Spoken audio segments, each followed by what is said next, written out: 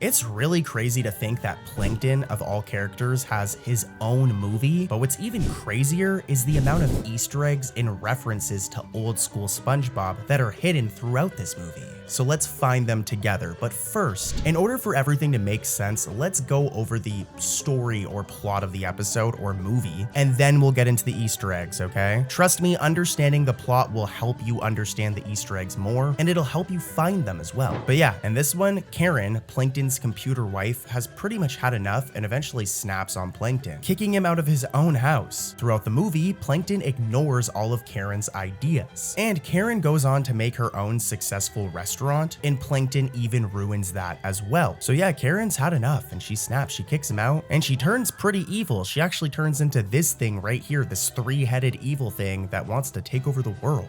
I'm super snarky Karen, and this is super smart Karen, and this is super evil Karen. Eventually, SpongeBob and Plankton work together, and I'm not going to spoil the entire ending, but as you can imagine, they figure everything out, and in the end, Karen stops acting like a Karen, I guess. But let's get into what you guys actually clicked on this video for, and that's the Easter eggs. And let's start off with all of Plankton's inventions. We see him use a ton of different gadgets and inventions throughout the film. For example, this thing or this thing right here. And a lot of these are references to inventions he's used in the actual SpongeBob television show or in other SpongeBob SquarePants movies. For example, the chum bucket helmet from the original SpongeBob SquarePants movie, the things used to control all of the Bikini Bottomites.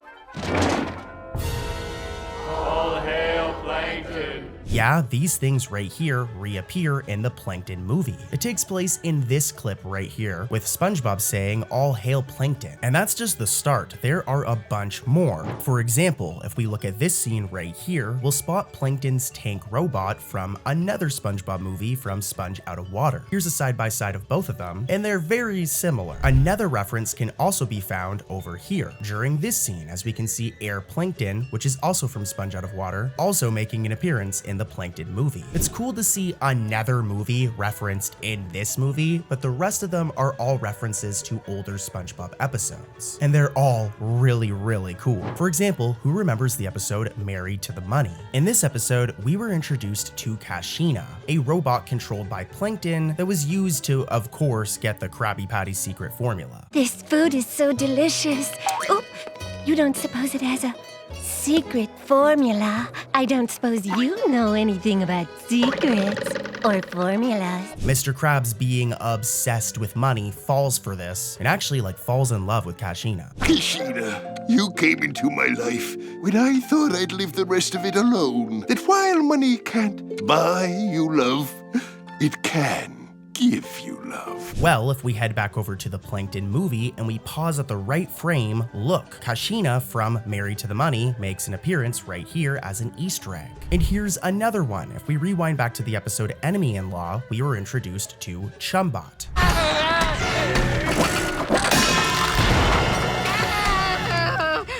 am I really that pretty? And you guys guessed it, Chumbot also makes an appearance in the Plankton movie. Who would have thought that a character like Chumbot would be referenced as an Easter egg? You have to admit, you completely forgot about this character until now. Same thing with Kashina. And I'm not done yet. If we rewind back to the episode The Ghost of Plankton, we were introduced to not a character, but this machine right here, the ghost extracting machine.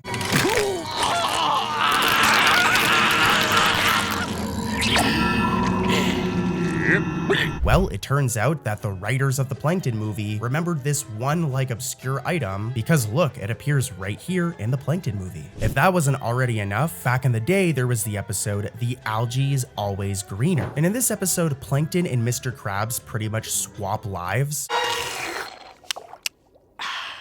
with Plankton going on to become the owner of the Krusty Krab and Mr. Krabs being, just like Plankton, a savage always trying to steal the formula.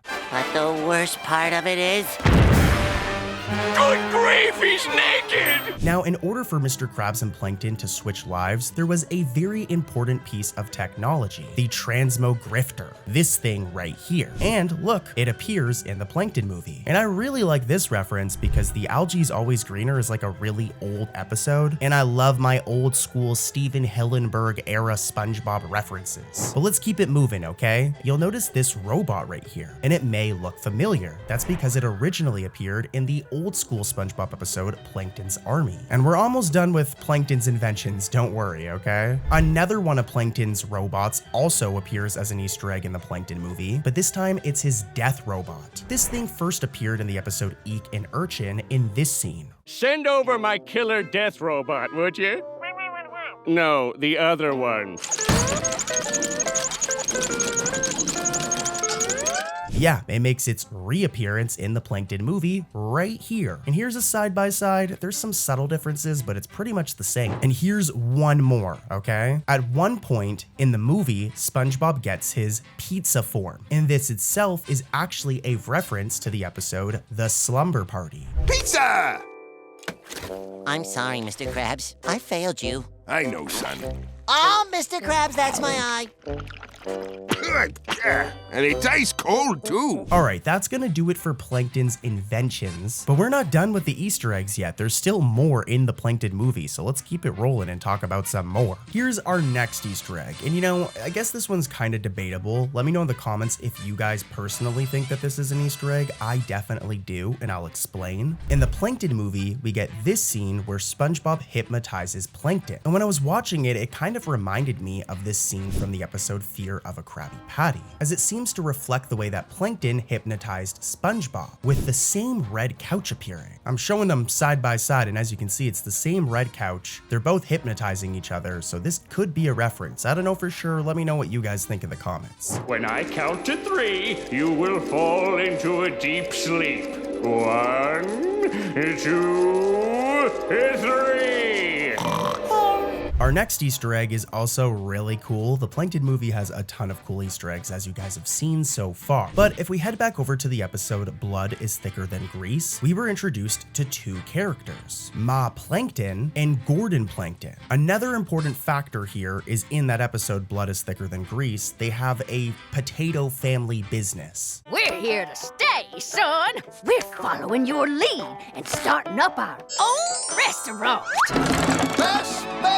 Bucket. Well, this is actually referenced in the movie. For one, they appear in the movie, which is the only other time they've ever appeared in the series, and their potato family business is referenced. I was born pure evil. First word was tyranny. I guess this one is more just continuity, but it's really cool. I love when, you know, they build the world like this and they play off of other episodes. It's cool. Here's another one where I'm not sure if this is 100% a reference or if it was just like a coincidence, but in the SpongeBob episode Goo Goo Gas, it's revealed that back in the day, Karen was a calculator when she was younger. Well, in the Plankton movie, we get this shot where she's seen as a calculator. Like I said, it might just be a coincidence. Let me know what you guys think in the comments. This next one is definitely my favorite. So at one point, all right, Plankton gets this handsome gas sprayed on him, which, as you can imagine, handsome gas is gonna make you handsome. And guess who he ends up looking like? Here's a side-by-side, and yeah, he resembles handsome Squidward. One of SpongeBob's most iconic moments from the episode, the 2 faces of Squidward. This next one isn't necessarily an Easter egg, but it's something interesting, okay? So at the end of the Plankton movie, Plankton and Karen get married. And as you can see, all right, Plankton's wearing a regular black suit, and that's it. Remember this. As if we rewind back to the episode Computer Overload, we actually get a shot from this wedding right here. There's a photo of Plankton and Karen's wedding. The only difference is what Plankton's wearing though, all right? Plankton's just wearing the regular black suit in his movie, but in Computer Overload, in that photo, he had hair for one. He actually looks kind of fresh, and a blue suit. So maybe a reference, but I don't know. Let me know what you guys think in the comments. And that's pretty much it for the Plankton movie, guys. That covers like pretty much all of the Easter eggs. Next up, let's talk about another SpongeBob movie, SpongeBob Sponge on the Run. This is a more recent SpongeBob movie, and I guess it's more of a legitimate one considering it was actually in theaters. And basically, in this film, Gary goes missing, so SpongeBob, Patrick, and the rest of the gang set off on a journey to find Gary. The movie also serves as like a setup and introduction for Camp Coral. I didn't really like that part of it, but I did like the movie overall. But anyways, let's get into the Easter eggs. There's a bunch of them, starting with something we already talked about today, and that's one of Plankton's robots, this robot right here. He originally appeared in the episode Plankton's Army, where Plankton builds this robot in the attempt to go to the Krusty Krab and order coral bits as a trick to eventually get the Krusty Krab Krabby Patty secret formula. Also appears in Sponge on the Run, as he can be seen in a background inside the chum bucket right here. Here's a side-by-side, and yeah, here's another one. At one point in this film, Squidward says the following line: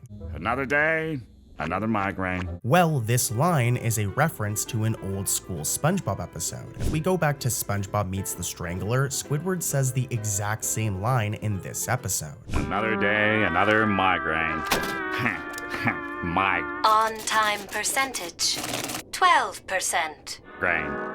I don't know about you guys, but I think that's an Easter egg. Let me know what you think in the comments though, and here's another one. At one point, we meet King Poseidon's tattoo artist, this mean looking guy right here, and we'll notice that if we look closely, there's this tattoo with the date May 1st, 1999. It's on his arm, and this is also a reference, as it turns out, May 1st, 1999 is the date that SpongeBob first ever aired on television. Another really cool reference is a reference to the first SpongeBob movie. In this movie, we get this scene where we see the basement of the Krusty Krab and eventually the paddy wagon. Now, it isn't identical, but we get a very similar scene in Sponge on the Run. Not only do we see the same basement, here's a side-by-side, and this is the same location from the first movie, but we get something similar to the paddy wagon. If we do a side-by-side, you'll notice that the paddy wagon was more of like a Krabby Patty, whereas this new one is more of like a Subway sub, right? I guess? I don't know, now I'm hungry. If we head over to this shot where Plankton says the following lines,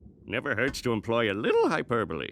if you look closely when Plankton says this line, he poses very similarly to this random piece of like stock Plankton artwork. Here's a side-by-side, and yeah. Now for this next one to make sense, we have to go back a little. When this movie was first announced, there was a bunch of promotional material released. For example, this Lost Pet promotional poster. If we look closely, we see that it lists Gary as Gare Bear, which is actually accurate. This is a name that SpongeBob has literally referred to Gary as before, more specifically in the episode Crabborg.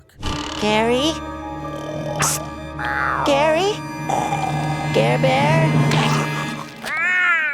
Speaking of that same poster, there's another really cool Easter egg revolving around it. And as you can see, there's a phone number on it right here. And back in the day, if you called this number, you'd get the following recording of SpongeBob. You've reached SpongeBob and the Find Gary hotline. If you've seen my beloved pet snail, please leave a message after the beep. Okay, now how do I make the beep?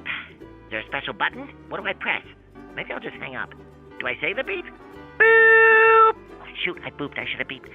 Beep! This was a really cool level of attention to detail just for a movie, and I remember it really getting me excited at the time. But once the film came out, there was a glaring issue. They do this whole Camp Coral thing. And to be blunt with you guys, this was done to promote Camp Coral, the show, which ended up coming out like a year later. But this decision kind of just took a big poop on SpongeBob lore, as if we rewind back to the SpongeBob episode Treats, there's this photo which shows that SpongeBob met Gary at a pound. That's how he got Gary. Oh, Gary! It's a framed photo of the moment I picked you out at the pound.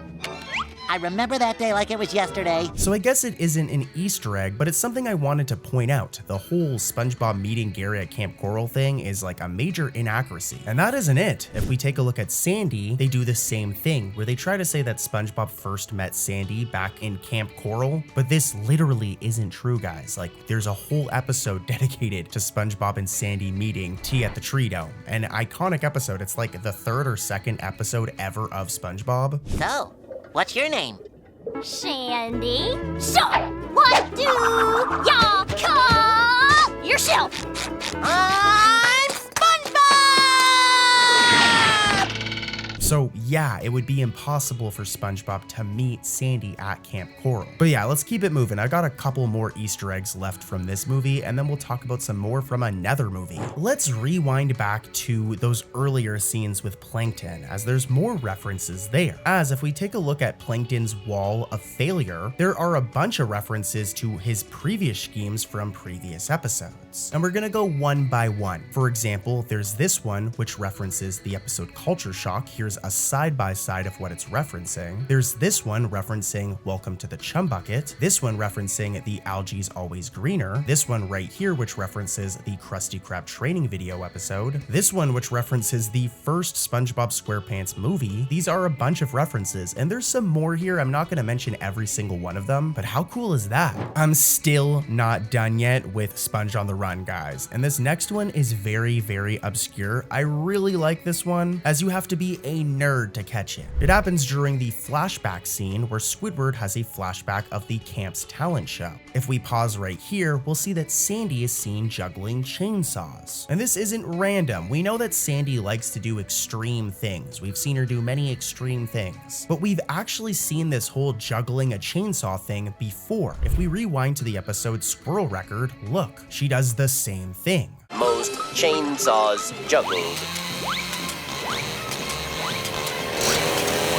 This one, you need the eyes of a hawk to catch it, okay? You need to go like super detective mode to catch this, okay? But during one scene at the Krusty Krab, if you look closely, you'll see this sketch right here on the cashier window. And it might just seem like a random sketch of SpongeBob, but this is actually a sketch of Sponge Boy, which is a reference to SpongeBob's origins. For those of you who don't know, back before SpongeBob was SpongeBob, he was Sponge Boy. But due to some issues with copyright, specifically with this Sponge character right here that was on a pen, they had to rebrand the character and change his name from Sponge Boy to SpongeBob. And this sketch is one of his prototype designs. So yeah, a really cool Easter egg and a good way to end it off. Let's head over to another movie, Saving Bikini Bottom, the Sandy Cheeks movie. And as you guys can guess, and as you guys probably already know, this one's all about Sandy Cheeks. It's really cool because it serves as an introduction to her entire family. And Sandy has a big family. There's a bunch of Easter eggs. I'm showing them all on screen now that we're gonna get into, but here's a quick little plot summary so they all make sense. But basically, this giant claw literally steals Bikini Bottom, so SpongeBob and Sandy head to Texas to save everyone. On a side note, this evil robotic villain right here, named Sue, plans to clone the citizens and sell them as toys. She basically wants to take all of Bikini Bottom and just turn them into a toy line. SpongeBob gets cloned into tiny versions of himself, but with the help of Sandy's circus family, the clones, and 2 scientists, Sandy defeats Sue and launches Bikini Bottom back into the ocean. It's a good movie, I'd watch it, and with that sorted, let's get into the Easter eggs. To kick things off, let's talk about our favorite dude, Fred. As you guys know, Fred is an iconic SpongeBob character who often always gets his leg hurt. My leg!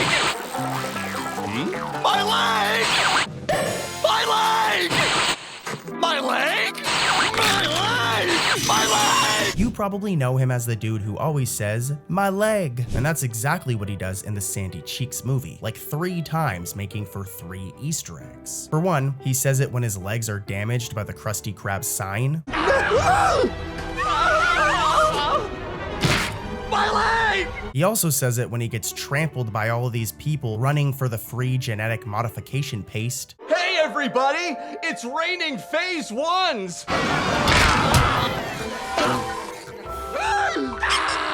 My leg again! And his leg gets injured again during the circus performance.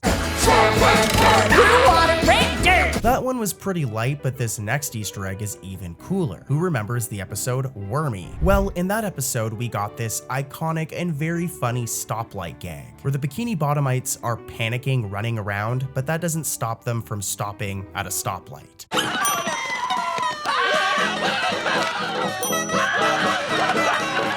This exact gag is referenced in the Sandy Cheeks movie during the opening when Bikini Bottom is first abducted.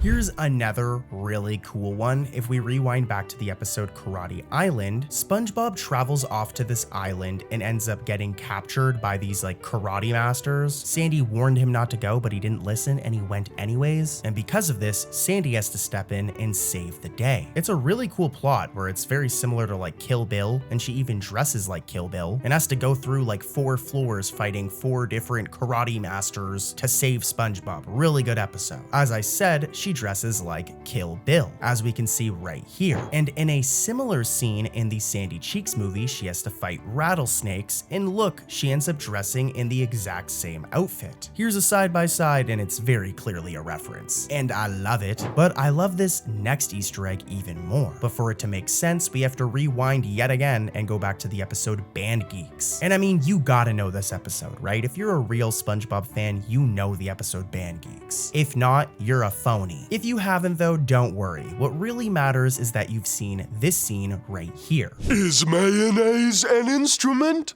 No, Patrick, mayonnaise is not an instrument. Horseradish is not an instrument either. As you just heard, Patrick asks if mayonnaise is an instrument. No, it isn't, but that line is referenced in the Sandy Cheeks movie, with Patrick saying the following line. It's a worker, lazy octopus. Mayonnaise away! This next one is really interesting. Who here has played the game Battle for Bikini Bottom? As a kid, I loved this game, and I think it's honestly one of the best SpongeBob games released. However, Titans of the Tide, the new one that just came out, is also really, really good. Maybe I'll do a video on like SpongeBob video game Easter eggs. Let me know in the comments if you guys would watch that. But yeah, you need to have played Battle for Bikini Bottom for this Easter egg to really make sense. But during Sandy's battle with Sue, if you look, it's very similar to when she fights her robot self in Bikini Bottom. You kind of have to see it for yourself to really make sense, and I can't play the entire scene with Sue. So here's a side by side, and you guys just take my word for it, okay? This next one is more of a fun fact, but at the start of the Sandy Cheeks movie, we get to see a version of the SpongeBob opening where it's Sandy instead. And it turns out this isn't actually the first time that this has happened. If we go back to the episode Truth or Square, we can see what would happen if Mr. Krabs led the theme song. Who lives in an anchor under the sea? And we can also see what would happen if Patrick led the theme song. Who lives like a barnacle under the sea? Oh, and we can also see what would happen if Squidward led the theme song. Let's take a look at this as well. Who lives in a monument under the sea? And last but not least, there is a scene, alright, in the Sandy Cheeks movie where SpongeBob is getting cloned. And a lot of people think that this references this scene from Sleepy Time, where we see him multiply multiple times in Patrick's dream. I can make 1,000,000 of these! Nope. Alright, that's gonna do it for the Sandy Cheeks movie, guys, and let's head over to SpongeBob Sponge Out of Water. This was the second SpongeBob movie that released, and it actually doesn't have a lot of Easter eggs. It has like 4 or 5, so we'll bang out this one quickly to wrap up the video. To start, if we go back to the episode Frankendoodle, we were introduced to the character Doodlebob, and when SpongeBob and Patrick are first introduced to him, they end up getting trapped in this pit right here, and Doodlebob drops a very heavy object on Patrick's head, prompting him to say the following.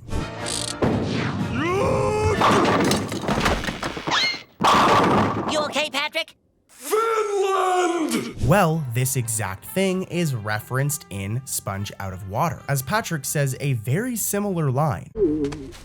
Finland. And last but not least, who remembers the episode Sailor Mouth? In this one, Patrick and SpongeBob come across swear words for the first time. Well, actually, SpongeBob does, and then he teaches them to Patrick. Hello, Patrick. Lovely day we're having, isn't it? This day is particularly lovely. Well, at one point in Sponge Out of Water, there is a rap battle, all right? And if you listen closely, a swear word is censored with the same dolphin chirp sound effect from Sailor Mouth. We're in no mood to hear from you. Let's head over to Gary and Spot, and it references a classic episode from season 2, that being the episode Dumped. In this episode, SpongeBob gets his little heart broken when his pet snail, Gary, wants to spend more time with Patrick than himself. So, to try and make little Gary jealous, SpongeBob gets a new pet snail named Larry, who is not only a lot uglier, but a lot meaner too. Like, this snail just sucks. At one point, SpongeBob lets him sleep in his own bed and he just ruins his bed. Now, since the episode dumped, Larry has pretty much disappeared from the series, but he did pop up recently in the form of an Easter egg, as when Gary frees all of the creatures from the animal shelter in the episode Gary and Spot, Larry is one of them, thus making for a fun little callback to the show's second season, one of my favorite seasons. In the iconic Season 2 episode Sailor Mouth, SpongeBob and Patrick learn some new spicy swear words from a dumpster outside of the Krusty Krab. Though they're told by Mr. Krabs not to use these bad words, they eventually ignore the old man and get themselves into some trouble. Well, Patrick gets SpongeBob into trouble when he goes to snitch on him. Before all of this happens though, we're given this iconic scene, like this scene is iconic, where SpongeBob and Patrick play a board game called Eels and Escalators, and it makes for a really funny scene. Well, 10 seasons later, in the episode Bubble Bass's Tab, I think it's a season 12 episode, this board game, Eels and Escalators, is referenced, with it appearing on SpongeBob's internal shelf of games. Oh, the Three Deadly Challenges! I got this game!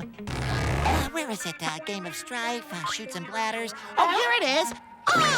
As you guys know, I'm a major fan of the Steven Hillenburg era of SpongeBob, so I loved this little nod. The season 10 episode, SpongeBob's Place, has a good plot, but I think the biggest thing this episode is known for is all of the wild Easter eggs. Now, I'm not going to cover this scene, which has like 8+ Easter eggs all in one shot, like holy cow, as we've covered it quite a few times already, but I did find another one, and it's spicy. Hey!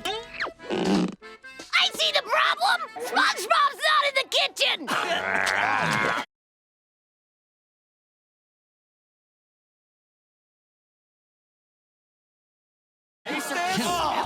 Remember the Nasty Patty that SpongeBob and Mr. Krabs prepared in the season 3 episode of the same name? Yeah, well, it appears again for the first time in a long time during this scene. There are some slight differences, but this was definitely a throwback to season 3, and I absolutely adore it. Oops, I dropped it in the toilet! Well, fish it out, and I'll dry it with me gym socks! Squidward has referenced his groovy moves a few times, but the most notable reference, in my opinion, was in the episode Pat Heart Squid, as when Squidward tries dancing to attract people, at one point, his moves are precisely what he does in Culture Shock. And guess what? In response, the audience throws tomatoes at him, just like they did in that episode. Poor Squidward.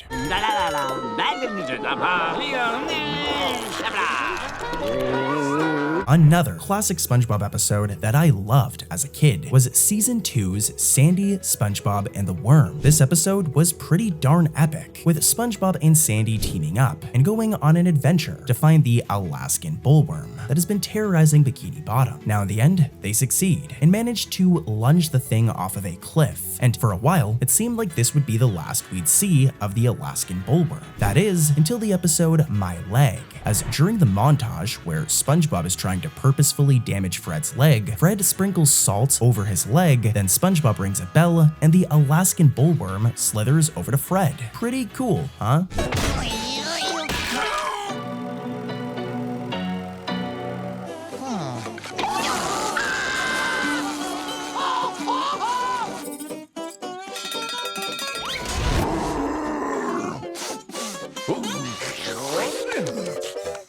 The episode, Appointment TV, has been covered many times on this channel, and that is due to it being full of Easter eggs. Like seriously, there is a good 5 to 10 Easter eggs in this episode, but today we're just going to focus on one. Back in the Season 3 episode, Mermaid Man and Barnacle Boy 5, SpongeBob, Patrick, Squidward, Sandy, and Mermaid Man dress up as the IJSLA, and Sandy dresses up as Miss Appear and wears this costume. Well, she wears the exact same costume 8 seasons later in Appointment TV, thus making for an awesome callback or Easter egg. He may be half a mermaid, and he may be half a man, but to us he's more than a hero. He's our mermaid man. Back in the classic episode, Chocolate with Nuts, SpongeBob and Patrick struggle with their newly founded door-to-door chocolate bar business. That is, until they come across this Barnacle Chips billboard, which inspires them to be a little more business savvy. Well, it actually inspires them to start lying to people, but yeah, well, as crazy as it sounds, this billboard has popped up quite a few times over the years as an Easter egg, with its most recent appearance being in the episode Teacher's Pests. Don't get me wrong, this is totally a really cool Easter egg, but I do find it funny that it's just a simple billboard. Nonetheless, I love classic references like these, so I hope to see it again in the future. Eat barnacle chips, they're delicious. They are most certainly not delicious. Not the way I use them. One of my favorite classic or iconic SpongeBob episodes is Season 3's Krusty Krab training video, an episode that parodies fast food training videos from the 90s and does a very good job at doing so. Now, as a kid, I absolutely loved this episode, so I was really happy when it got referenced in the episode Appointment TV. In this episode, a rare episode of Mermaid Man and Barnacle Boy is going to air on TV, and SpongeBob wants to record it. So at one point of the episode, we see him set up his VHS to record, and he looks at his tape collection to tape over a tape and record the show. And it seems that one of these tapes is the Krusty Krab training video, thus making for a really heartwarming and cool Easter egg. Sounds like a lot of... Hoopla! Sounds like a lot of... Hoopla! Sounds like a... Hoopla! Hoopla! In the episode Nasty Patty, another classic SpongeBob episode, this episode is a banger. SpongeBob and Mr. Krabs are confronted by a health inspector who wants to try everything on the menu to see if everything is up to the health code. This guy's name is Health Inspector Yellowtail Andy, and to be honest, we haven't seen him much since this episode. He has appeared a few other times, but he's usually a different color, but recently in the episode A Place for Pets in Season 13, he made a big return, and he looks how he used to look, the way he looks in Nasty Patty. This was a really cool reference, and it's awesome to see such an iconic character return to the show, even though it was a fairly minor cameo. But anyways, here's a clip of both appearances with audio. I'm going to need you to bring me one of everything on the menu. Fresh sludge pudding. More diet red tie. Some fried Please, gentlemen! Leave me to finish my work in peace. Hold it right there, Krabs. Oh no! The health inspector! Oh yes, the health inspector. In the episode Wet Painters, SpongeBob and Patrick are tasked by Mr. Krabs to clean the inside, or well, paint the inside of Mr. Krabs' house, at the cost of their behinds if anything other than the wall gets painted on. Well, spoiler alert, something other than the wall does get painted on, and that's Mr. Krabs' iconic first ever dollar. Now in the end, everything works out when we find out that the paint can just be removed with a little bit of saliva. Plot twist. But after this episode, Mr. Krabs' first dollar has kind of gone missing. We haven't really seen it since. That is, until the episode Bottle Burglars. As in this episode, the dollar is one of the objects that SpongeBob cleans on cleaning day. He actually ruins it. He scrubs it so hard that it turns into a quarter and then a penny before it completely disappears. But don't worry, SpongeBob just replaces it with a random $1 bill from his pocket, and Mr. Krabs never even notices. But talk about a cool Easter egg. This paint actually comes off with saliva. You told us the paint was permanent, so me and Patrick would be more careful and not get paint on anything. Nah, I just like to mess with you. Aw, Mr. Krabs' first dollar. How many what?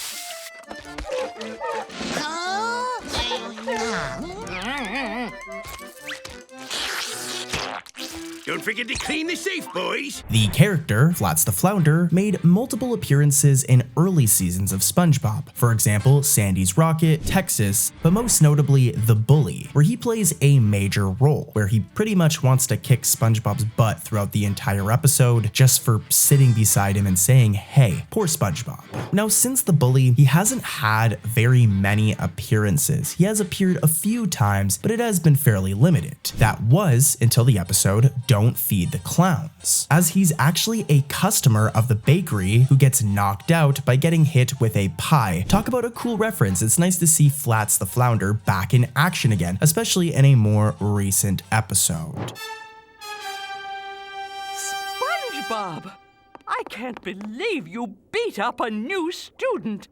I'm going to kick your butt! In the episode, Captain Pipsqueak, Plankton comes up with the ultimate plan to join the League of Evil so that he can take over the world and, of course, steal the Krabby Patty secret formula. Well, in order to do this, Plankton has to do an addition, and during this scene, we see numerous villains from previous episodes show up for an addition as well. And boy, oh boy, does it make for an epic scene full of references. First up is Dennis from the first SpongeBob movie. Then there's this guy, a thug who steals the paddy wagon, also from the first movie. Dr. Negative, Squidward's villain counterpart from the episode Mermaid Pants, really good episode by the way. There's also Madame Hagfish, the Earworm, Robot Mantis, Nosferatu, Gordon the Viking, Dorsal Dan, and my favorites, the Strangler from the episode Tattletale Strangler, and Doodle Bob from the episode Frankendoodle. That is like 12 to 13 references in one scene. Crazy. Dude, sign in and wait your turn. Get out of the car, fellas! Take all your money and put it in the bag! No, Mr. Bob, I expect you to fry. When the full moon rises. I am the Strangler. I'm the Strangler. What is this To be or line? Our next Easter egg can be found in the season 13 episode Upturned Girls, an episode we've admittedly talked about a lot recently, but only because the episode is full of spicy Easter eggs. Now, the Easter egg in question has to do with this obscure SpongeBob villain, the Atomic Flounder. This supervillain was formerly an enemy of Mermaid Man and Barnacle Boy, and made his first appearance in the season 1 episode Mermaid Man and Barnacle Boy 2 as an old retired version of himself that gets attacked by SpongeBob. Now, since season 1, the character has barely been seen, let alone mentioned. That is until the episode Upturned Girls, as when Pearl and Narlene first arrive at Upturns, the exact same old retired version of the Atomic Flounder makes his first appearance in 20 plus years, making for a really cool little reference. If I weren't retired, I'd...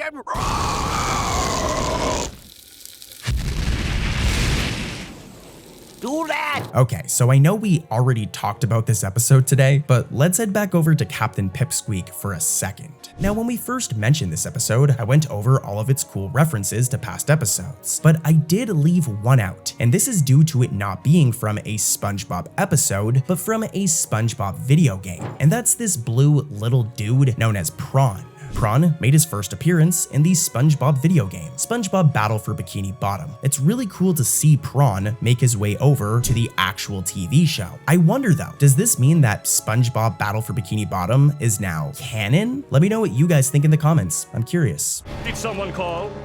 Oh, I thought maybe I was looking at superheroes. But now I see it's just a couple of pieces of gnarled driftwood. What did Prawn do? The worst thing you can imagine. He put all of Mermaid Man's white clothes in the washer with a red sock. What is that yellow thing? Some kind of mold? I'm not mold, I'm a sponge. There's a cellular difference. And last but certainly not least is our final Easter egg, which can be found in the episode Potato Puff. And it happens fast. In the SpongeBob SquarePants movie from 2004, we were introduced to Princess Mindy, the daughter of the almighty King Neptune, who does her very best to help SpongeBob and Patrick throughout the movie. Now, despite being such a well-known character, we haven't really seen Mindy for quite some time, but she did recently make a reappearance in the form of an Easter egg in the season 13 episode Potato Puff. Like I said, it happens fast, but look, Mindy can be seen as a painting on the wall of a nursery, thus making for an awesome little Easter egg. First up is the season 12 episode The Hankering, which has two really cool Easter eggs, especially if you're a big SpongeBob fan, especially if you're a fan of the older seasons. Here's the first one, and here's a little hint. This one has to do with the SpongeBob movie, the original one. Roll the footage. Sal, I'm feeling hungry tonight. How's about another plate of chum? That was my last plate of chum Forever! I'm moving to Shell City to make it big in the pictures. Did you guys catch it? Well, alright, Shell City, which is a location from the SpongeBob SquarePants movie, is actually mentioned by Sal when he says that he moved there to become a movie star, which is really cool because the SpongeBob SquarePants movie is back in like 2004, and this is a season 12 episode. So it's awesome that the current writer still will pay homage to the older seasons in movies. And here's another Easter egg from the same episode. Oh, come on, there's gotta be some chum in here somewhere. Hello? I, lost my shoe.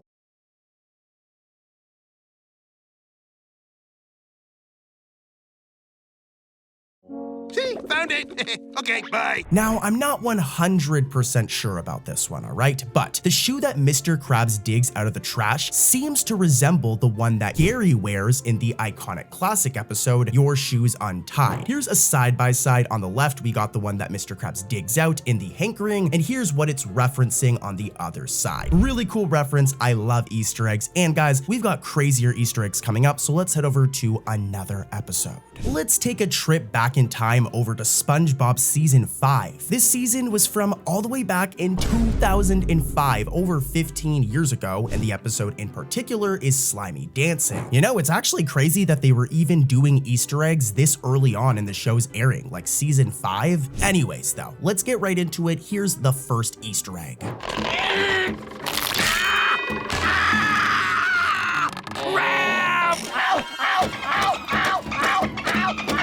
I love this one. Who remembers the episode Sailor Mouth from back in the day? In this episode, SpongeBob and Patrick come across sentence-enhancing spicy words, which are pretty much swears, all right? They're saying inappropriate words, and whenever they're said, we hear like this dolphin chirping sound effect. Listen for a second. Hello, Patrick. Lovely day we're having, isn't it? This day is particularly lovely. Well, this is referenced in Slimy Dancing, as when Squidward starts getting the cramp, we can hear this dolphin chirp in the background, which is most likely due to him swearing due to the pain from the cramps, which is awesome. And by the way, fun fact, this was the second time the dolphin chirping swear noise was used for censorship over swearing. It hasn't actually been done since Sailor Mouth, so awesome reference to OG SpongeBob. And baby, we've got more. Let's keep it moving and head over to another episode. We're gonna be having a lot of fun today, guys, especially if you're a big fan of SpongeBob history. This next one's pretty neat. Now, I don't use the word neat often, but this one's more of like a fun fact. It's still an Easter egg, but you guys will really like this one. In the episode Buried in Time, we get a real-life city imagined by Patrick, all right? Take a look at the clip. What do you think Bikini Bottom will be like in the future? Wow! Special drinking fountains for short people! I dream of a town with the perfect blend of commerce and irrigation. Not to mention the breathtaking views. Now, fun fact, it turns out this is a real place. It appears to be Burbank, California, the home and land of Nickelodeon Animation Studios. So, like I said, fun little fact. Let's keep it moving and get back to the real Easter eggs. Season 12 has some hit or miss episodes. Most of them are pretty good, and one of the good ones is Who Are Zoo, an episode where SpongeBob and Patrick create their own zoo made entirely out of bubbles. Pretty cool. I wish I could do that. This episode has 2 Easter eggs. Let's get right into it. Here's the first one. Keep those eyes peeled so it really makes sense.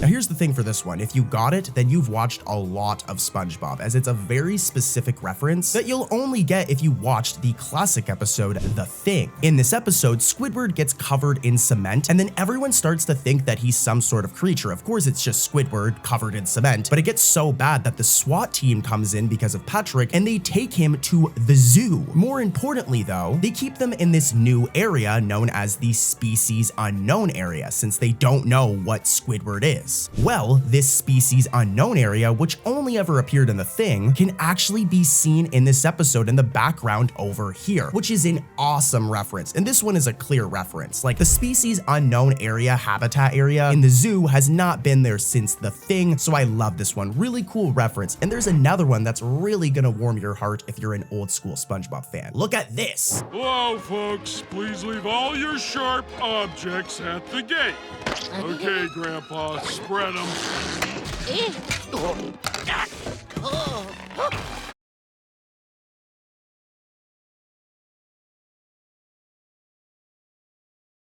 Yeah, I love this one too. A pencil that resembles the magic pencil from the Frankendoodle episode. You know the episode with Doodle Bop. Here's a quick clip.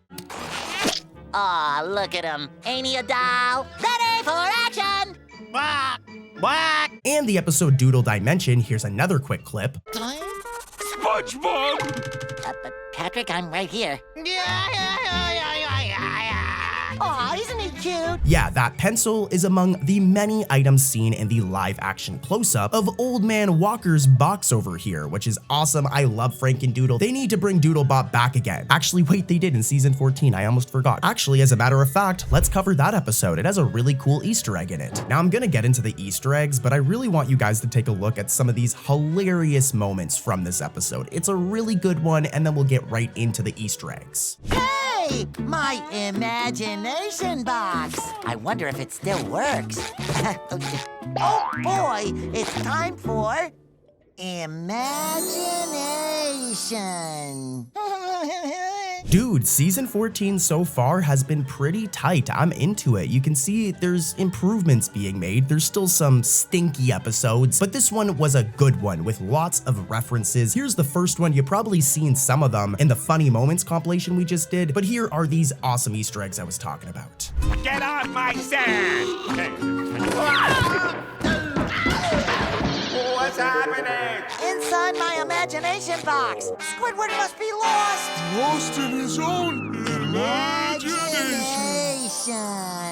So this one's simple. Pretty much, this entire episode is a sequel to the iconic episode Idiot Box. I mean, as you guys just saw, SpongeBob even does his iconic imagination animation, which is really cool. Also, here's a really fun one right here. As we learn in this episode, Squidward's imagination is the most active out of everyone's, which is why he's able to re-energize the box. By the way, we learn in this episode that the magic-like box is powered by people's imagination. And Squidward's imagination is so powerful he can recharge the thing. And this seems to directly tie in with the original episode, as if you think about it, in the end, Squidward ended up having the most fun in the box, and then he's taken away by a garbage dump, you know, in the original episode. But Squidward has the most fun with it, so it makes sense that his imagination would be the strongest. I'm rambling. There's another reference in this episode. Roll the footage. Finally, a place with culture.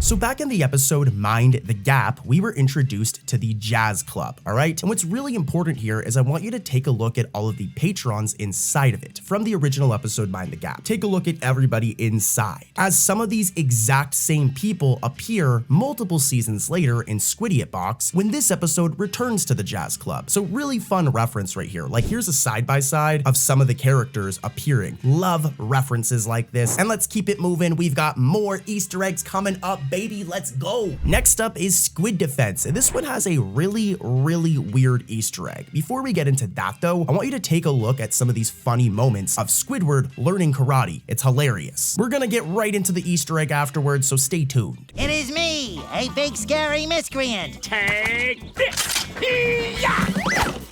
Think that's gonna stop me? Okay, it's Easter egg time, baby. Roll the footage. This one's very obscure. Come on, Squiddy, give it the old roundhouse. All right. Hi-ya!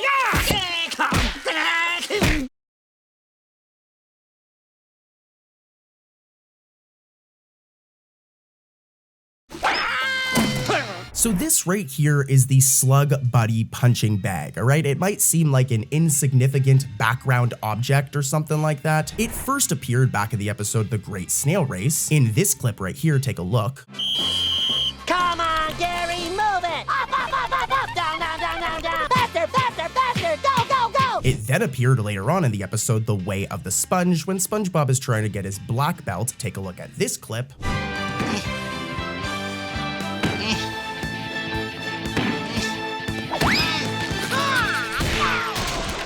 And this is where the Easter egg comes in, as it just randomly appears in Squid Defense in this scene. I already showed you guys the scene, but there it is, the Slug Buddy punching bag right there. Really cool that it reappeared again randomly in this scene. They could have used any punching bag, but I don't think it's a coincidence that they used this one with this design. It's 100% a callback. Here's another nostalgic one from an older episode, a much older episode. The reference can be found in the more recent episode though, Pat Heart Squid, and it has to do with a certain garden. Here, take a look at this.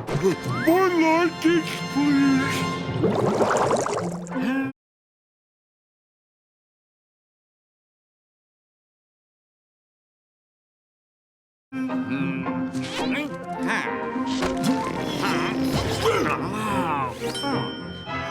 Did you catch it? Cause it's a special one. So back in the episode Truth or Square, as you guys seen, Squidward gets his garden, all right? And he loves this thing. And look, in Pat Heart Squid, it reappears during this scene, which I love. I love that for my boy Squidward getting his garden back. First up is Superstition. And this is a season 16 episode. In this one, Friday the 13th comes to Bikini Bottom. And as you guys know, Friday the 13th is the day where everybody is supposed to get bad luck. It's a superstition, and Mr. Krabs is terrified of this. Oh, no, no, no, no, no! An indoor whistle brings luck's dismissal! Yeah, Mr. Krabs needs to take a chill pill. Like, this guy is just, he's too much sometimes. Like, imagine Mr. Krabs being your boss. Not only do you have to deal with this type of nonsense, but also, this dude barely even pays SpongeBob, and as we've seen in previous episodes, SpongeBob barely gets any time off of work. This episode just came out, so I don't want to spoil it, so let's get right into the Easter egg. I'm gonna play the clip, and let's see if you guys can find it. Ahoy, Mr. Krabs!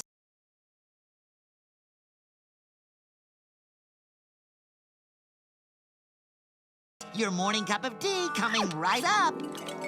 I imagine that a lot of you guys missed it, so let me explain, right? You know how it was going on before about Mr. Krabs being a lame boss? Well, if we rewind all the way back to the episode Stuck on the Roof, despite being a terrible boss over the years, we see that Mr. Krabs has this #1 boss mug right here. This thing right here, I'm highlighting it. But yeah, it's been quite some time since we've seen this mug. It only appeared in this episode Stuck on the Roof, which is a season 11 episode, so it's pretty old by now. However, the mug randomly appeared in the form of an Easter egg in this episode we're talking about, Superstition. Here's a side-by-side, and yeah, that's a really cool Easter egg. Also, it kind of shows you how long it's been since season 11. We used to refer to SpongeBob season 11 as modern SpongeBob, but it's 10 years old now. So if you really think about it, these episodes like Stuck on the Roof are starting to become quote-unquote classics, but yeah. Okay, so let's talk about the season 16 episode, Pardon My Wand. As this episode has a ton of Easter eggs, and they're all really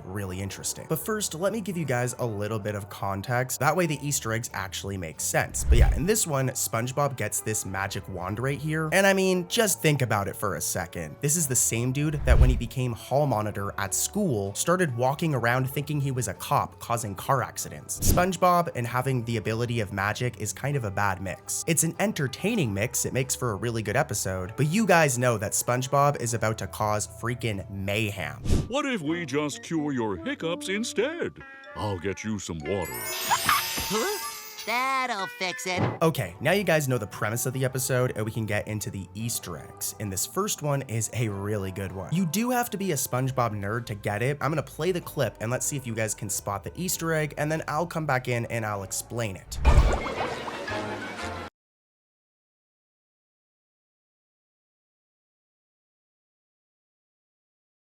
Okay, so who remembers the episode Hocus Pocus? This episode is like nearly 20 years old. It came out in 2007 in season 4. And in this episode, we were introduced to this place, the 1942 Wizard Street. And we were also introduced to Mr. Magic. But what if I told you that you could change all that with the magic of magic?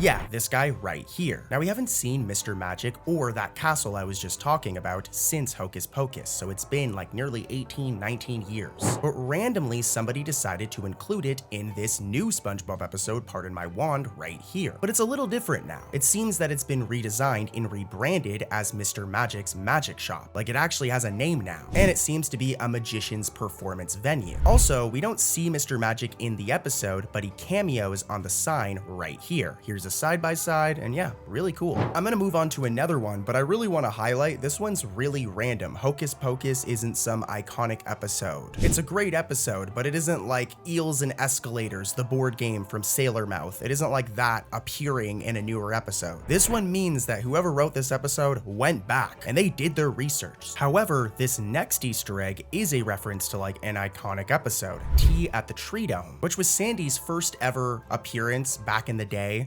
So, what's your name?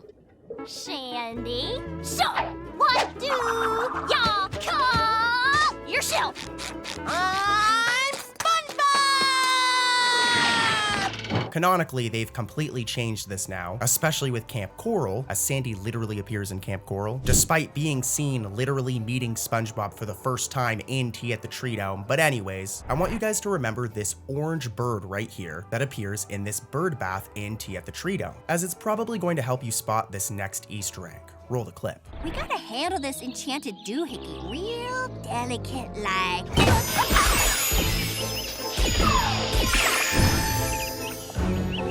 Yeah, this cutie reappears in Pardon My Wand for the first time in a long time. But it's really cool to see this character that's really never appeared since Tea at the Tree Dome reappear in this episode. It's very clearly a deliberate reference, and I freaking love these. Next up, we have the episode Day of the Living Dad Jokes. And this is a The Patrick Star Show episode, but the Easter egg here is really important, as it somewhat impacts SpongeBob lore. Just saying that, like SpongeBob lore sounds crazy, but it is a thing. But as you guys know, about a year ago, the Sandy Cheeks movie released on Netflix, a 3D animated film that was all about Sandy Cheeks, obviously, but it also introduced a ton of new characters from her family. Now, I've mentioned this in a previous video, but something that the SpongeBob creators have been doing lately is they've been bringing the SpongeBob universe together. So for example, characters introduced in their spin-off projects, so characters introduced in like the Patrick Star Show, or the Sandy Cheeks movie, or the Plankton movie, etc., they've been appearing in regular SpongeBob. And that's what we're going to be talking about here, as this episode marks the first time that we've ever gotten to see her relative, Paw Cheeks, this guy right here, who before this we've only ever seen him 3D animated, but in this episode it's the first time we get to see the character in traditional SpongeBob animation. So yeah, a quick one, but it's really cool, and roll the clip.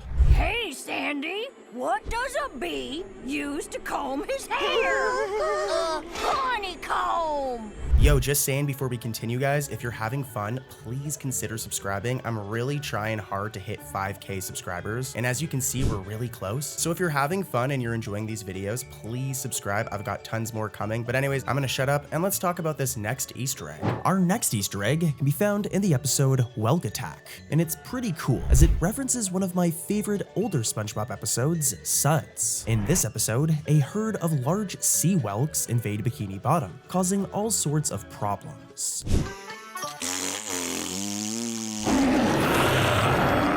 Why are they invading, you may ask? Well, it turns out that the whelks are sick, as explained by Sandy near the end of the episode. Now, during this scene, SpongeBob compares the whelks' sickness to Suds, the same illness SpongeBob had to deal with all the way back in the season 1 episode titled, well, Suds. I know just what to do. After all, I've had the suds. I just have to absorb the whelk snot, and they'll return to normal. The episode SpongeBob's Last Stand is all about SpongeBob and Patrick protesting the demolition of their favorite Bikini Bottom location, Jellyfish Fields. Now at one point, we see a parade celebrating the construction of the Shelley Superhighway, and if you're a true SpongeBob fan, you'll notice that the band of the parade is wearing the exact same outfits as Squidward's band in Band Geeks, thus making for another interesting little Easter egg. I love these season 1, 2, or 3 callbacks. They're the best. So who here is familiar with this character? This character is named Granny, and she along with Miss Grusselpuss are both pretty rare in terms of incidentals. They don't show up very often. Well, they make a slight cameo in the episode Grandma's Secret Recipe, as both characters appear while SpongeBob and Great Grandma are knitting. This isn't necessarily the most mind-blowing Easter egg or cameo, I'll admit, but hey, it's pretty cool. The next episode we'll be talking about today actually features 2 Easter eggs, so let's just skip the plot summary and get right to the good stuff. The first is a SpongeBob's Last Stand reference, with this Save the Jellyfish sign being shown in the pile of rubble. Another reference is this ukulele, as it's most likely a reference to the ukulele used by SpongeBob in the episode Fun, which is another reference to an older SpongeBob episode. I love those. In the episode Whatever Happened to SpongeBob, SpongeBob develops amnesia after running away from Bikini Bottom and eventually finds himself in New Kelp City. This place is very similar to New York, and believe it or not, SpongeBob actually becomes mayor of this place. However, due to him having amnesia and forgetting his name, he goes by a new name. It will always be safe to blow bubbles on the streets of New Kelp, or my name isn't Jesus Brown Pants. Well, this is actually referenced in the season 7 episode One Course Meal, when Plankton literally refers to SpongeBob as Cheesehead. What you doing laying in the middle of the road? Go away, Cheesehead! Can't you see I'm trying to get run over? In the season 6 episode, Krabby Road, Plankton creates an entire band just to steal the Krabby Patty secret formula. Now, it's a good episode with some great moments, and if we watch closely during the episode's opening, we can spot an interesting season 3 Easter egg. In the episode No Weenies Allowed, SpongeBob struggles to get into a new bar called the Salty Spittoon due to it only accepting the toughest of the toughest fish. SpongeBob is forced to wait in line with some of these tough fish, but this isn't the last time we've seen them. In the opening of the season 6 episode Krabby Road, they make their return, thus making for a fun little season 3 reference. They're in jail now, so I wonder what they did. Our next Easter egg can be found in the episode Suction Cup Symphony. This episode is all about Squidward writing his very own symphony. Now during this scene, just as Squidward finally finishes writing his song, he has the same look on his face that he had in the episode Squid's Day Off, during the scene where he locked himself inside his house. Oh, also, it isn't necessarily an Easter egg, I guess, but the fish playing the piano in this episode is actually the same fish that SpongeBob sits next to at Reef Cinema in the episode Something Smells.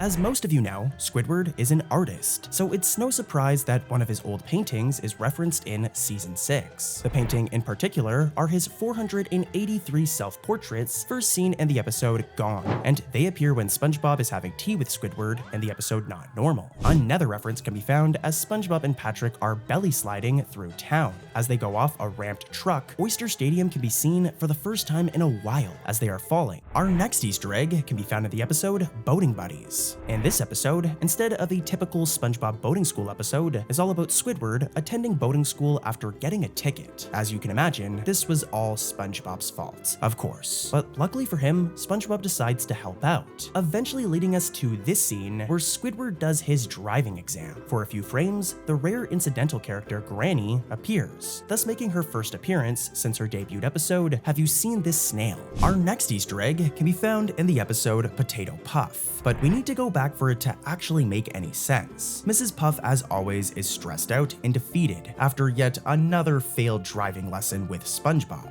So she decides to just give him a license anyways so that she doesn't have to deal with him anymore.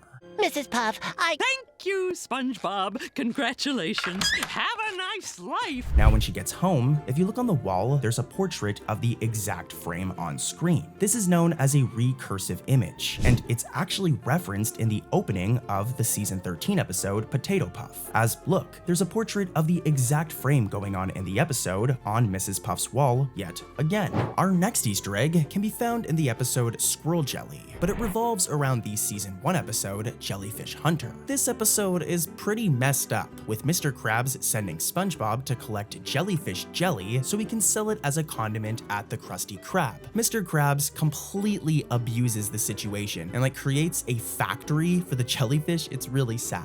One of the characters we're introduced to in this episode is Friend, aka No Name, a larger jellyfish that SpongeBob has a bond with. Now, since Jellyfish Hunter, we haven't seen this character. However, in the episode Squirrel Jelly, near the end of the episode, Friend can be seen in the background, thus making for an awesome reference or callback to an iconic episode.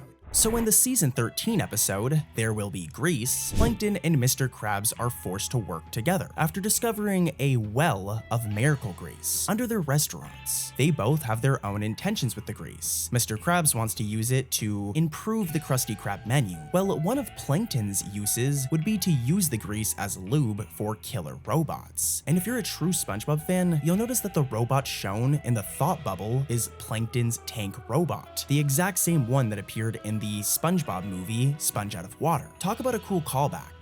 Our next Easter egg can be found in the episode Bottle Burglars, and it references the iconic Season 2 episode Frankendoodle. In this episode, SpongeBob and Squidward accidentally let Plankton slip away with the coveted Krabby Patty secret formula. So, as you can imagine, the episode is primarily focused on the not-so-dynamic duo trying to retrieve it. Well, spoiler alert, they do, and the episode has a happy ending. But if we watch closely, when Squidward turns on the Krusty Krab security footage, a drawing of Doodle Bob can be seen on the bottom of the table, referencing both Frankendoodle and Doodle Dimension. In the Season 2 episode, Survival of the Idiots, SpongeBob and Patrick overhear a dream Sandy has about fighting two very popular Western criminals, Dirty Dan and Pinhead Larry, and eventually take on both personas as they play cowboys and bandits. All right, Pinhead, your time is up.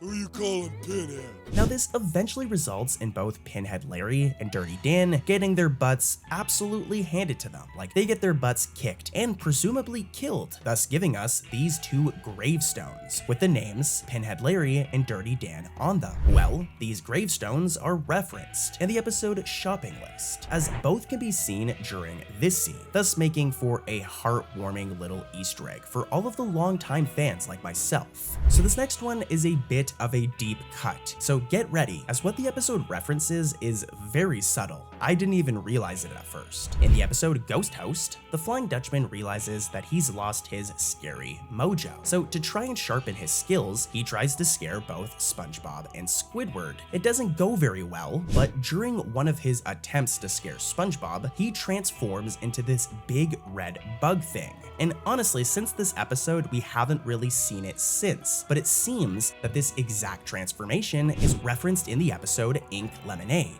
as during this scene, where Squidward first enters the creepy nursery, there is a picture of this exact same big red bug that the Flying Dutchman turned into on the wall, thus making for, like I said, a really deep cut in terms of Easter eggs. The Flying Dutchman transforms 50 plus times in Ghost Host, so it's interesting that they chose this one to reference in particular. In the episode Squeaky Boots, Mr. Krabs begins to freak out when he can't escape the sound of, well, squeaking. This drives our favorite crab crazy and gives us this scene where Mr. Krabs turns blue and begins to hear and see the word squeak everywhere. He has a total meltdown. Could the world's greatest fry cook do this?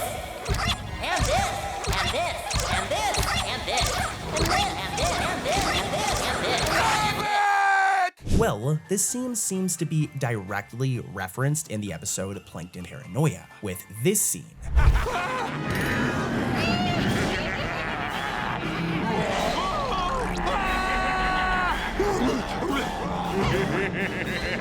Instead of Mr. Krabs freaking out about hearing or seeing the word squeaks, he's tripping out over Plankton. Something absolutely terrible happens in the Season 4 episode, All That Glitters. SpongeBob breaks his favorite spatula, and as you can imagine, this really ruins SpongeBob's day.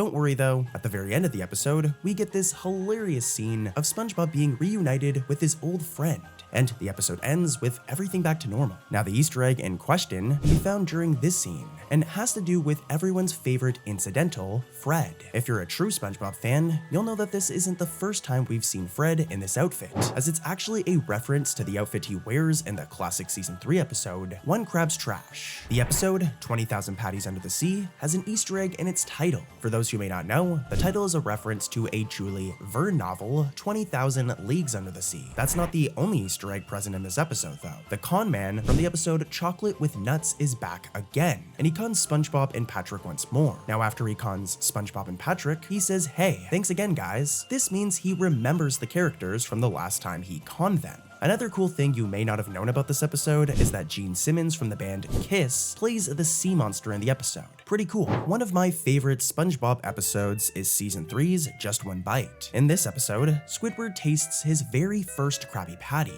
and though he lies and claims to hate them at first, by the end of the episode, we find out the truth. SpongeBob reveals that there is a patty vault hidden in the Krusty Krab that contains hundreds of Krabby Patties, and in the ending scene, we see Squidward break into this place to get his fix. Now aside from this episode, we haven't really seen the Patty Vault since. However, it does appear in the episode Mermaid Man and Barnacle Boy 6 in the form of an Easter egg. It's only on screen for a short amount of time, but it can be found during this scene.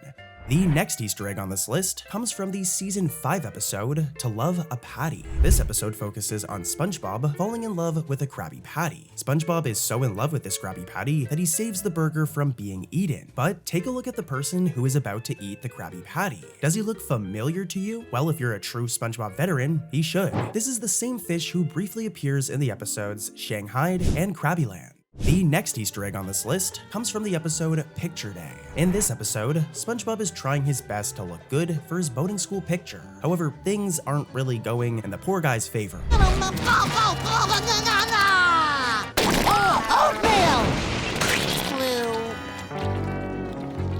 At the end of the episode, we see the picture that ends up being taken, but you may be wondering why all the other pictures are, well, humans and not fish or SpongeBob characters. Well, that's because what you're looking at is actually the creator of SpongeBob, Stephen Hillenburg's yearbook, and Stephen Hillenburg's picture is replaced with SpongeBob's. Our next Easter egg can be found in the Season 13 episode, Upturned Girls. I know we've covered it a lot recently, but this Easter egg is really cool and new, but it is a little complicated, so pay attention. In the episode, Squeaky Boots, it's Pearl's birthday. So we learn about flipper slippers, new shoes that are a bit of a fad amongst teenagers, and seem to be especially popular with young girls. Pearl wanted these for her birthday, she doesn't get them, but all of her friends wear them, and we know that Pearl really likes these and really like shoes. Well, it seems that these shoes are referenced in the episode Upturned Girls, as when Pearl and Narlene enter the shoe area, there is a poster on the wall for what seems to be new, updated, or evolved versions of the shoes. I know this for sure because at one angle, we can see at the bottom that the shoes are by Flipper, and like I said, the shoes that they're referencing are called Flipper Slippers.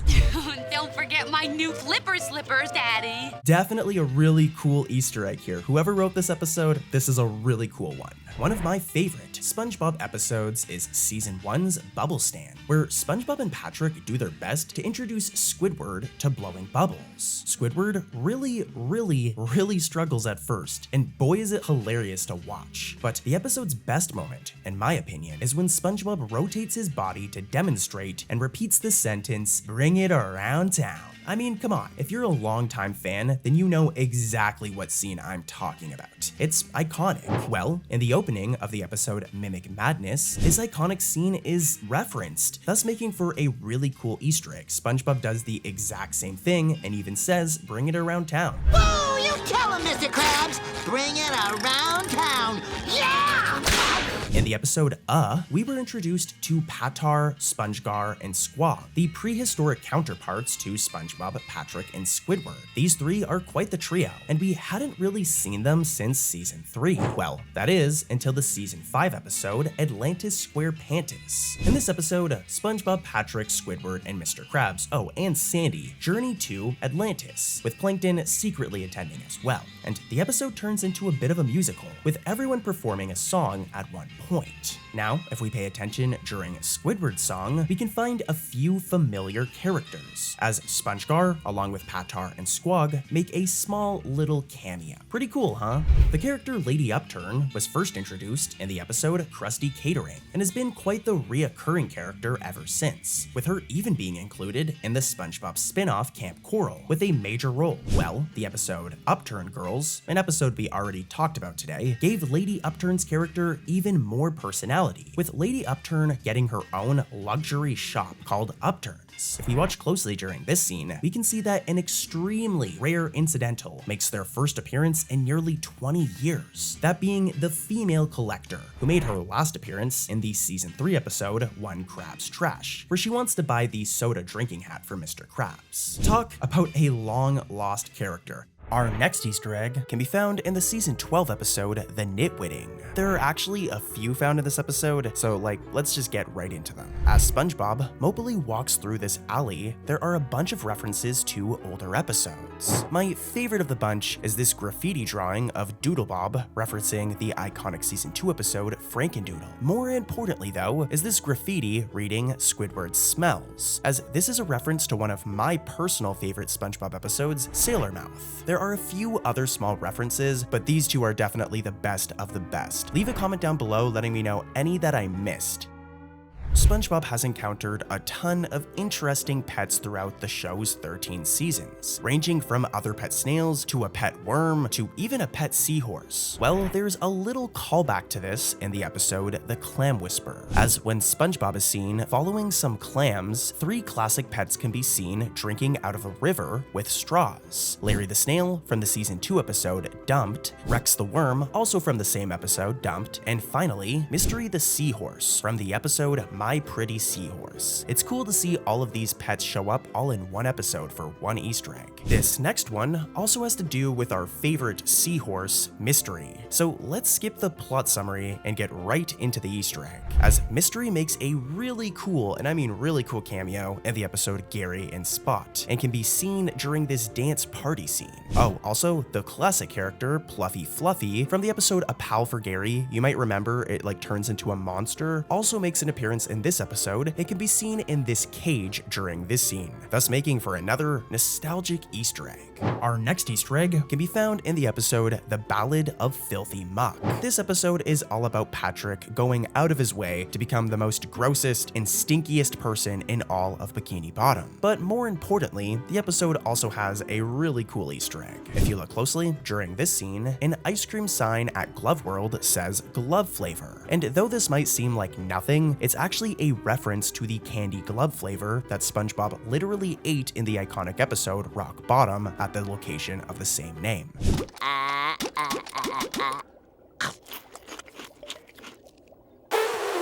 Ew, glove flavored. So I guess this next one is less of an Easter egg and more of a theory. In the episode Food Con Castaways, SpongeBob and the gang find themselves lost in a random forest. Now throughout the episode, the forest isn't given an actual name, but a lot of people online speculate that this could be Kelp Forest, the same forest from the iconic season 3 episode Club SpongeBob. We don't know for sure, but if you need some more proof, it seems the title card for Food Con Castaways is taken from a background scene of Club SpongeBob. Another cool Easter egg can be found in the episode Biddy Sitting. Well, to be honest with you guys, the entire second half of the episode is essentially an Easter egg, as it features 2 classic characters. In the episode Chocolate with Nuts, SpongeBob goes door to door with Patrick, lying to people about their magic chocolate bars, and eventually come across this dynamic duo, Incidental 87, aka Mary, and her mother. Well, Mary has shown up a few times over the years since her debut, but her mother has been absent ever since Chocolate with Nuts, that is, until a few years ago, as she plays a major role in the episode Biddy Sitting, and it is a major nostalgia trip. SpongeBob Season 5 isn't a bad season, but it definitely isn't the best. However, there is one Season 5 episode that I actually really enjoyed, and that's The Donut of Shame. This episode is very short, I think it's only 4 or 5 minutes, but it's sweet and features a hilarious plot where Patrick panics due to accidentally eating SpongeBob's donut after a late night of partying. Well, this episode is referenced in the Season 9 episode, The Executive Treatment, episodes. It happens very fast, but during this scene, Patrick begins to freak out about the donut before, well, being insulted by Squidward. This one you kind of have to hear it for it to really make sense, so I'm going to show a clip. But I've never wanted anything so much in my whole life! Since this morning when I wanted a donut and I ate that donut, and it was great! A lot of that donut is still on your face. In the episode, Mermaid Man vs. SpongeBob, the Krusty Krab introduces a new promotional item that collaborates with Mermaid Man and Barnacle Boy, known as the Krusty Kids Meal. This thing even comes with a Mermaid Man toy, so you know that the superhero duo's biggest fan, SpongeBob, got his hands on one. Well, we know for sure now after the episode Appointment TV, as in the episode's intro, SpongeBob has one of the Krusty Kids Meals on his shelf. Talk about a true collector. So I'll admit that this last one is a little bit iffy, but in the episode Just One Bite, we see SpongeBob throw on these spicy reading glasses as he pages through a dictionary. Now, I'm not entirely sure if this is a direct reference or not, but it seems that SpongeBob wears these exact same glasses in the episode Stanley S. SquarePants. I don't know for sure, but they're pretty much identical, like they are identical. Leave a comment though. Do you think they're the same glasses? And do you think that this is a direct Easter egg? Leave a comment. Now that's gonna do it for today's video, guys, but if you want more SpongeBob Easter eggs, click this video right here. Click this video and I'll see you guys over there. Peace.